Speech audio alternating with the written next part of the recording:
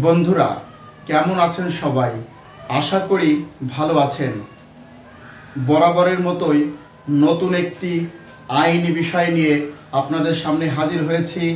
আমার আজকের আলোচনার বিষয় ফৌজদারি কার্যবিধির ৬৮ থেকে ৯১ ধারা পর্যন্ত যে ধারাগুলো আলোচনা করেছি সেই ধারা থেকে যে সকল প্রশ্ন বিভিন্ন সময় বিভাগীয় পদোন্নতি পরীক্ষা এবং অন্যান্য আইনি পরীক্ষায় এসে থাকে, কি ধরনের প্রশ্ন হতে পারে তার আঙ্গিকে আজকের পর্বটি সাজিয়েছি। তো বন্ধুরা, আমি অঙ্কের মতো করে বোঝানোর জন্য চেষ্টা করব, আপনারা মনোযোগ দিয়ে শুনবেন। আশা করি আজকের আলোচনাটিও আপনাদের অনেক ভালো লাগবে। 4টে গুরুত্বপূর্ণ প্রশ্ন দিয়ে আজকের এই আলোচনা পর্বটি সাজিয়েছি। 4টে প্রশ্নের ভিতর সূক্ষ্ম সূক্ষ্ম পার্থক্য আছে। আপনারা যদি একটু সুন্দরভাবে আমার আলোচনাটি শোনেন এবং প্রশ্নগুলো বোঝার চেষ্টা করেন তাহলে পার্থক্যগুলো বুঝতে পারবেন বলে আমি আশা করি। তো দেখেন, 1 নম্বর হচ্ছে একজন আসামিকে আদালতে হাজির করিবার জন্য কি কি আইনগত পদক্ষেপ নেয়ার বিধান রয়েছে। 2 নম্বর হচ্ছে ফেরারি আসামি হাজির ও তার বিচারের জন্য কি কি ব্যবস্থা নেওয়া যায়। 3 নম্বর হচ্ছে ঘোষিত অপরাধীর বিরুদ্ধে কি কি ব্যবস্থা নেওয়া যায়। 4 নম্বর কোন ক্ষেত্রে আসামির অনুপস্থিতিতে বিচার কার্যক্রম শুরু করা যায়। 4টে প্রশ্ন, 4টে প্রশ্নের ভিতরেই ছোট ছোট পার্থক্য আছে বা একটু ভিতরে বোঝার আছে। এই যে ৬৮ থেকে ৯১ এবং অন্যান্য ধারার আঙ্গিকে এই সকল প্রশ্নের উত্তর হবে। তো আসুন বন্ধুরা একটু আলোচনা করি। আসামিকে আদালতে হাজির হবার প্রয়োজনের বিষয়ে এর আগের একটু কার্যক্রম সম্পর্কে আপনাদের সামনে আলোচনা করি, তাহলে বুঝতে পারবেন। যদি কোনো ব্যক্তির বিরুদ্ধে মামলা রুজু হয় তাহলে তিনি মামলার তদন্তকালে বা বিচারিককালে আদালতে হাজির হবেন। মামলার যিনি তদন্তকারী কর্মকর্তা তিনি যদি প্রাথমিকভাবে যে অভিযোগ সেই অভিযোগের সত্যতা পায় এবং যে অভিযুক্তকে গ্রেপ্তার করে আদালতে যদি সোপর্দ করতে না পারে তখন তদন্তকারী কর্মকর্তা প্রাথমিক তদন্তে অভিযোগের সত্যতা পেলে তিনি ফৌজদারি কার্যবিধির ১৭৩ ধারা এবং পিআরবি ২৭২ বিধি মোতাবেক আদালতে অভিযোগপত্র বা চার্জশিট দাখিল করেন।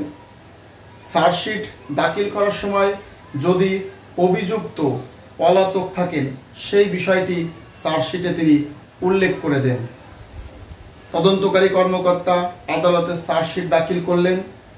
মাননীয় আদালত তদন্তকারী কর্মকর্তার তদন্তের বিষয়াবলী দেখে যদি সন্তুষ্ট হন তাহলে তিনি ফৌজদারি কার্যবিধির ১৯০ ধারায় অপরাধটি আমলে নেবেন। যদি তিনি অপরাধটি আমলে নেন তাহলে অভিযুক্তের বিরুদ্ধে বিচার প্রক্রিয়া শুরু হয়ে যায়।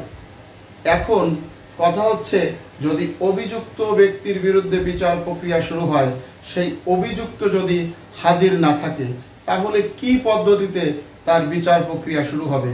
আইনে অভিযুক্তকেও কিছু আইনানুগ সুযোগ সুবিধা দেওয়া হয়েছে। যেমন ফৌজদারি কার্যবিধির ৩৪০ ধারায় বলা হয়েছে অভিযুক্ত কৌশলীর মাধ্যমে তার অভিযোগের বিষয়ে আত্মপক্ষ সমর্থনমূলক বক্তব্য দেওয়ার সুযোগ পাবেন। অভিযুক্ত তার কৌশলীর মাধ্যমে আদালতে আত্মপক্ষ সমর্থনমূলক বক্তব্য প্রদান করার সুযোগ পাবেন। আমরা সাক্ষ্য আইনে ১১ ধারায় পড়েছি এলিবাই, অর্থাৎ আসামির অজুহাত। তার বিরুদ্ধে যে অভিযোগ করা হয়েছে তিনি সেই অভিযোগের সঙ্গে জড়িত নয় বা যে সময় এই ঘটনাটি ঘটেছে তিনি অন্যত্র অবস্থান করছিলেন, এরূপ বিভিন্ন অজুহাত এনে তিনি আদালতে কৌশলের মাধ্যমে উপস্থাপন করতে পারবেন। তাছাড়াও ফৌজদারি কার্যবিধির 342 ধারায় আসামির জবানবন্দি রেকর্ড করার বা জবানবন্দি লিপিবদ্ধ করার ক্ষমতার কথা বলা হয়েছে, যে আদালত 342 ধারা মোতাবেক একজন আসামির জবানবন্দি রেকর্ড করতে পারেন। পুলিশ একজন আসামির জবানবন্দি রেকর্ড করতে পারেন 161 ধারা মোতাবেক। তাহলে আদালত যেহেতু 340 এবং 342 ধারায় এই যে 340-এ আসামির আত্মপক্ষ সমর্থনমূলক বক্তব্য দেওয়ার সুযোগ আছে, 342 ধারায় তার জবানবন্দি লিপিবদ্ধ করার সুযোগ আছে। এখন আদালতে যদি সেই অভিযুক্ত ব্যক্তি হাজির না থাকে, তাহলে কি প্রক্রিয়ায় তার বিচার কার্যক্রম হবে বা তাকে আদালতে হাজির হওয়ার জন্য এই সকল প্রসেস বা এই সকল পদ্ধতি যথাযথভাবে পালন করার জন্য তাকে আদালতে হাজির করবেন, সেই বিষয়টি আলোচনা করি। 1 নম্বর, একজন আসামিকে আদালতে হাজির করিবার জন্য কি কি আইনগত পদক্ষেপ নেওয়ার বিধান রয়েছে। বলা হয়েছে আসামিকে আদালতে হাজির করিবার জন্য, শুধু আদালতে তাকে হাজির করিবার জন্য আসামিকে কি কি পদক্ষেপ নেওয়া যায়। 1 নম্বর, সমন জারির মাধ্যমে। ফৌজদারি কার্যবিধির 68 ধারা, পিআরবি 371 বিধি, তাকে আদালতে হাজির হওয়ার জন্য সমন জারি করতে পারেন। সমনের মাধ্যমে যদি হাজির না হয়, তাহলে 2 নম্বর বলছে গ্রেপ্তারি পরোয়ানা জারি করে। ফৌজদারি কার্যবিধির 75 ধারা, পিআরবি 315 বিধি বা 468, 469-এও গ্রেপ্তারি পরোয়ানা ইস্যুর বিষয়ে বলা হয়েছে। 3 নম্বর, লিখিত ঘোষণাপত্র বা হুলিয়া জারি করে। গ্রেপ্তারি পরোয়ানা জারি করার পরেও সেই ব্যক্তি উপস্থিত হলো না বা সে গ্রেপ্তারি পরোয়ানা যাতে কার্যকর না হতে পারে, এই জন্য যদি সে আত্মগোপনে থাকে, সেই ক্ষেত্রে ঘোষণাপত্র বা হুলিয়া জারি করে তাকে আদালতে হাজির হওয়ার জন্য পদক্ষেপ গ্রহণ করতে পারেন। পিআরবি 472 বিধি। হুলিয়া জারি করার পরও যদি কোনো ব্যক্তি আদালতে হাজির না হয়, সেই ক্ষেত্রে ক্রোকি পরোয়ানা বলে সম্পত্তি ক্রোক করিয়া, তার সম্পত্তি ক্রোকি পরোয়ানা বলে সম্পত্তি ক্রোক করিয়া আদালতে হাজির হইবার জন্য আইনগত পদক্ষেপ নেওয়া যায়। ফৌজদারি কার্যবিধির 88 ধারা, পিআরবি 473 বিধি। 5 নম্বর, সম্পত্তি বাজেয়াপ্ত করিয়া। তারপরে যদি সে ব্যক্তি হাজির না হয়, তাহলে তার সম্পত্তি বাজেয়াপ্ত করিয়া তাকে আদালতে হাজির হওয়ার জন্য আইনগত পদক্ষেপ গ্রহণ করতে পারেন। পিআরবি 474 বিধি। আর একটা কি, আদালতে একবার হাজির হওয়ার পরে যদি সে আদালত যদি মনে করেন পুনরায় তাকে আদালতে হাজির হওয়ার জন্য মুসলেকা সম্পাদনে বাধ্য করতে হবে, সেই ক্ষেত্রে 91 ধারা মোতাবেক তাকে মুসলেকা সম্পাদনে বাধ্য করেও আদালতে হাজির হওয়ার জন্য পদক্ষেপ গ্রহণ করতে পারবেন আদালত। এরপরে আরেকটা বিষয় কি, বিজ্ঞপ্তি প্রকাশের মাধ্যমে। অর্থাৎ ফৌজদারি কার্যবিধির 339 খ ধারায় বলা হয়েছে, যদি 87 এবং 88 ধারায় হুলিয়া এবং ক্রোকি পরোয়ানা জারির পরেও যদি কোনো ব্যক্তি হাজির না হয়, সেই ক্ষেত্রে ফৌজদারি কার্যবিধির 339 খ ধারা মোতাবেক উক্ত ব্যক্তিকে একটি নির্দিষ্ট দিনে নির্দিষ্ট সময়ে আদালতে হাজির হওয়ার জন্য বহুল প্রচলিত 2টি বাংলা দৈনিক পত্রিকা, যেটা জাতীয় পত্রিকা, আঞ্চলিক পত্রিকা হলে হবে না বন্ধুরা, জাতীয় পত্রিকার কথা বলা হয়েছে। বহুল প্রচলিত 2টি বাংলার দৈনিক পত্রিকা বা যে পত্রিকাটি জনবহুল বিজ্ঞপ্তি প্রকাশ করিয়া তাকে নির্দিষ্ট দিনে আদালতে হাজির হওয়ার জন্য বিজ্ঞপ্তি প্রকাশ করতে পারেন, সেভাবেও কিন্তু আদালতে আসামিকে হাজির করার ব্যবস্থা রয়েছে। 2 নম্বর প্রশ্ন হচ্ছে, ফেরারি আসামি হাজির ও তার বিচারের জন্য কি কি ব্যবস্থা নেওয়া যায়। যে আসামিটা ফেরারি, অর্থাৎ তাকে খুঁজে পাওয়া যায় নাই, ফেরারি হিসেবে ঘোষণা করা হয়েছে, তখন ফৌজদারি কার্যবিধি 75 ধারা মোতাবেক তার বিরুদ্ধে গ্রেপ্তারি পরোয়ানা জারি করতে হবে। গ্রেপ্তারি পরোয়ানা জারি করার পরে যদি সে আদালতে হাজির না হয়, সেক্ষেত্রে 87 ধারা মোতাবেক তার বিরুদ্ধে হুলিয়া জারি করতে হবে। হুলিয়া জারি করার পরে যদি সেই ব্যক্তি হাজির না হয়, তাহলে তার ক্রোকি পরোয়ানা মূলে তার সম্পত্তি ক্রোক করা যাবে। ক্রোকি পরোয়ানা মূলে যদি সেই ব্যক্তি হাজির না হয়, তাহলে ফৌজদারি কার্যবিধির 339 খ ধারা মোতাবেক যে বিধানটির কথা বলেছি, যে বহুল প্রচলিত 2টি বাংলার পত্রিকায় বিজ্ঞপ্তি প্রকাশ করতে হবে তাকে নির্দিষ্ট দিন তারিখে আদালতে হাজির হওয়ার জন্য, এবং সে যদি সেই ব্যবস্থা গ্রহণ করে তাকে আদালতে হাজির করা যাবে। জনবহুল পত্রিকায় প্রকাশ করার পরও যদি সেই ব্যক্তি নির্দিষ্ট দিন তারিখে আদালতে হাজির না হয়, তাহলে আসামির অনুপস্থিতিতে বিচার কার্যক্রম পরিচালিত হবে। নারী শিশু নির্যাতন দমন আইন 21 খ এবং আইন শৃঙ্খলা বিঘ্নকারী অপরাধ দ্রুত বিচার আইনের 11 ধারায়ও আসামির অনুপস্থিতিতে বিচারের পদ্ধতি সম্পর্কে আলোচনা করা হয়েছে। 3 নম্বর, ঘোষিত অপরাধীর বিরুদ্ধে কি কি ব্যবস্থা নেওয়া যায়। যে ব্যক্তি ঘোষিত অপরাধী, এখন বন্ধুরা জানতে হবে একজন ব্যক্তি কখন ঘোষিত অপরাধী হয়।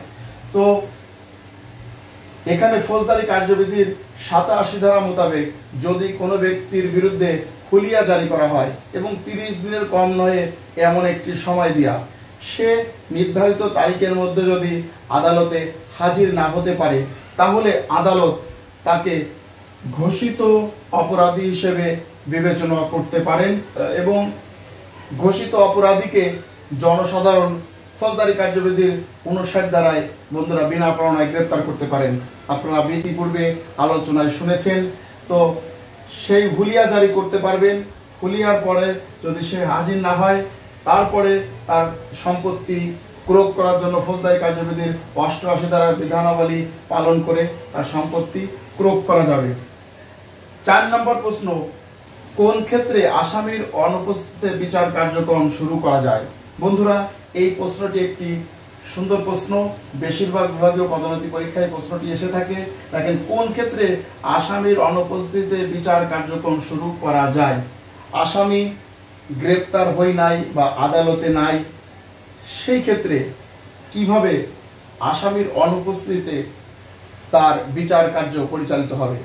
তো আসামিকে আদালতে হাজির হওয়ার জন্য মহামান্য আদালত ফৌজদারি কার্যবিধির 68 ধারা মোতাবেক তাকে হাজির হওয়ার জন্য সমন জারি করতে পারেন। সমন পাওয়ার পরেও যদি সে ব্যক্তি হাজির না হয়, ফৌজদারি কার্যবিধির 75 ধারা মোতাবেক তার বিরুদ্ধে গ্রেপ্তারি পরোয়ানা জারি করতে পারেন। গ্রেপ্তারি পরোয়ানা জারি করার পরেও যদি সে ব্যক্তি হাজির না হয়, তাহলে ফৌজদারি কার্যবিধির 87 ধারা মোতাবেক তার বিরুদ্ধে হুলিয়া জারি করতে পারেন। হুলিয়া জারি করার পরেও যদি সে ব্যক্তি হাজির না হয়, তাহলে ফৌজদারি কার্যবিধির 88 ধারা মোতাবেক তার সম্পত্তি ক্রোক করিবার ব্যবস্থা করিতে পারেন। ক্রোকি পরোয়ানা মূলে তার সম্পত্তি ক্রোক করিবার ব্যবস্থা করিতে পারেন। এখন আসামির বা অভিযুক্তের সম্পত্তি ক্রোক হয়ে গেল, তারপরও সেই ব্যক্তি হাজির হলো না, তখন কি করবেন।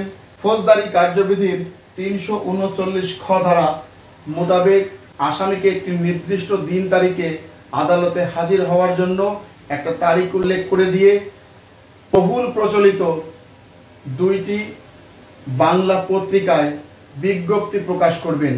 নির্দিষ্ট দিন তারিখে আদালতে হাজির হওয়ার জন্য বহুল প্রচলিত 2টি বাংলা দৈনিক পত্রিকায় বিজ্ঞপ্তি প্রকাশ করবেন তাকে হাজির হওয়ার জন্য। তারপরে যদি সেই ব্যক্তি হাজির না হয়, সেই ক্ষেত্রে আসামির অনুপস্থিতিতে বিচার কার্যক্রম পরিচালিত হবে।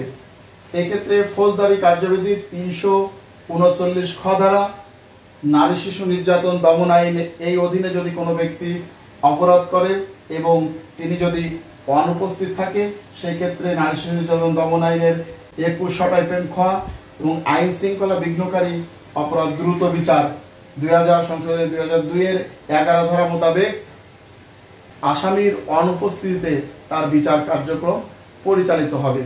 বন্ধুরা, আরেকটি কথা বলে রাখি, যখন আসামির অনুপস্থিতিতে বিচার কার্যক্রম পরিচালিত হয়, তখন মহামান্য আদালত আসামির পক্ষে মামলা পরিচালনা করার জন্য সরকার পক্ষের আইনজীবী নিয়োগ করতে পারেন এবং সাক্ষীদের জেরা অন্যান্য আইনানুগ কাজ সরকার পক্ষের আইনজীবী পরিচালনা করে থাকেন। তো বন্ধুরা, আশা করি আজকের আলোচনাটি অত্যন্ত ভালো লেগেছে। আজকের আলোচনাটি যদি ভালো লাগে তাহলে আমার এই চ্যানেলটি সাবস্ক্রাইব করবেন এবং আমার চ্যানেলে লাইক, কমেন্ট এবং শেয়ার করে এই আইনানুগ আলোচনার বিষয়টি অন্যকে দেখার সুযোগ করে দিবেন। তো বন্ধুরা, আজকের আলোচনাটি এখানে শেষ করছি। ভালো থাকবেন সবাই। ধন্যবাদ সবাইকে।